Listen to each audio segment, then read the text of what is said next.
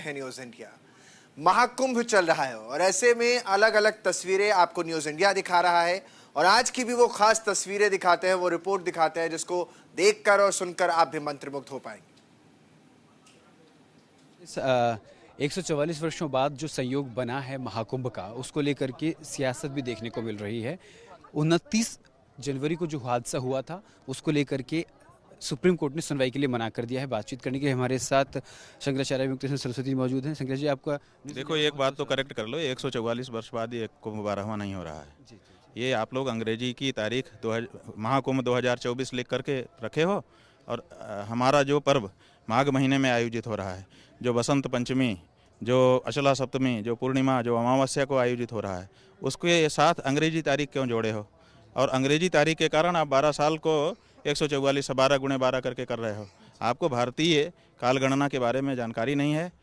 144 वर्ष पहले नहीं हुआ था ये 12वां कुंभ जो पिछला हुआ है वो 144 वर्ष पहले नहीं हुआ था। आप इलाहाबाद का इंपीरियल गजट उठा करके देखो, उसमें इससे पहले 12वां जो पीछे का कुंभ है उसके बारे में वर्णन है, अंग्रेजों के समय का है। उसमें पता चलेगा ये 144 वर्ष बाद नहीं था। बिना अध्ययन किए आप लोग कुछ भी फैलाने लगते हैं। जी, 29 तारीख को जो हादसा उस पर सुप्रीम कोर्ट ने सुनवाई के लिए मना कर दिया है। मना नहीं किया है, आप लोग गलत कह रहे हो। मना कहाँ किया? उन्होंने कहा कि हाई कोर्ट पे जाइए। हाँ, तो ठीक तो है। हाई कोर्ट के पास इसलिए भेजा कि ये घटना यहीं की है, हाई कोर्ट बिल्कुल पास में है, ज़्यादा प्रकाश पड़ेगा, ज़्यादा लोग वहाँ पे सुनवाई के लिए उपलब्ध हो जाएंगे। आप सुप्रीम कोर्ट को क्यों बदनाम कर रहे हो?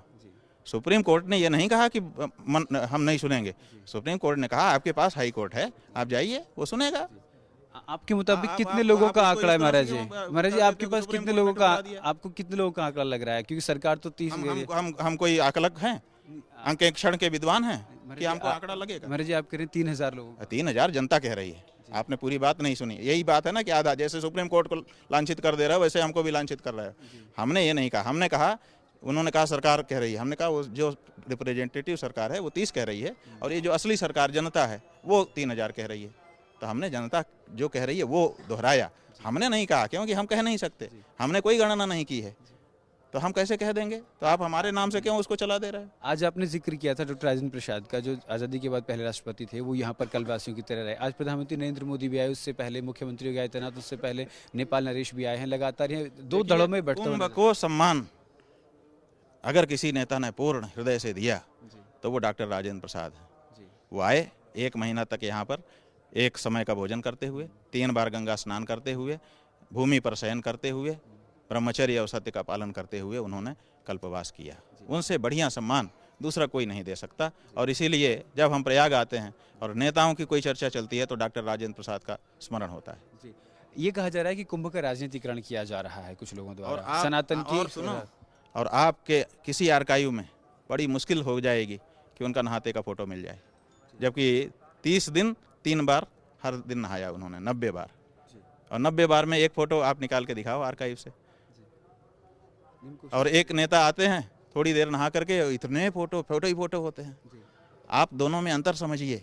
इसलिए अगर किसी नेता के द्वारा कुंभ पर्व या प्रयाग की इस धरती को सम्मान देने की बात अगर आती है तो हमको राजेंद्र प्रसाद जी का नाम याद आता है। ये डिजिटल कुंभ है तो ज़्यादा तस्वीरें, और अब पहले और अब के समय में भी फ़र्क हुआ है, तो इसलिए ज़्यादा तस्वीरें निकलकर सामने आ रही। खैर, लेकिन इस कुंभ का राजनीतिकरण का किया जा रहा है, ऐसा कहा जा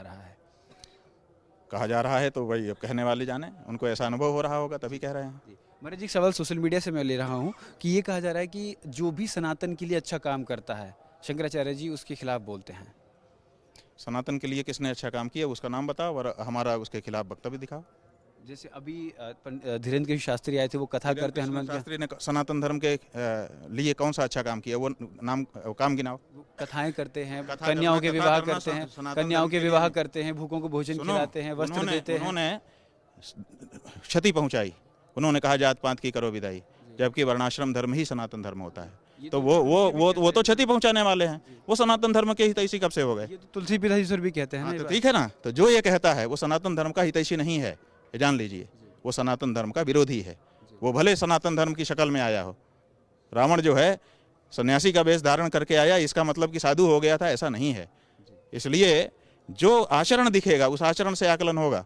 आप सनातन धर्म को क्षति पहुंचाने वाली अगर कोई भी आचरण कर रहे हैं तो आप सनातनी नहीं हो सकते हैं।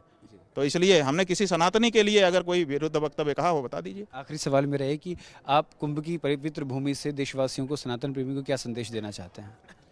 हम क्या संदेश दें? कि आना चाहिए, नहीं आना है? आना चाहिए, बिल्कुल आना चाहिए। ऐसा पर्व कहाँ आएगा? तो बहुत अच्छा पर्व आया है, आइए। हाँ, ये है कि पहले आप आ रहे थे, हम लोग भी सोच रहे थे कि दावा ऐसा किया जा रहा है कि 100 करोड़ लोगों की हमने व्यवस्था की है, 40 ही करोड़ आ रहे हैं, तो इसका मतलब कि बहुत सुंदर व्यवस्था रहेगी। निश्चिंत होके आइए। अब हम ये कह रहे हैं कि अपनी सुरक्षा की सतर्कता अपने मन में बनाते हुए आइए, लेकिन डर के रुकिए मत, आइए, यही हम कहना चाहते हैं। बहुत बहुत शुक्रिया महाराज जी बात करने के लिए।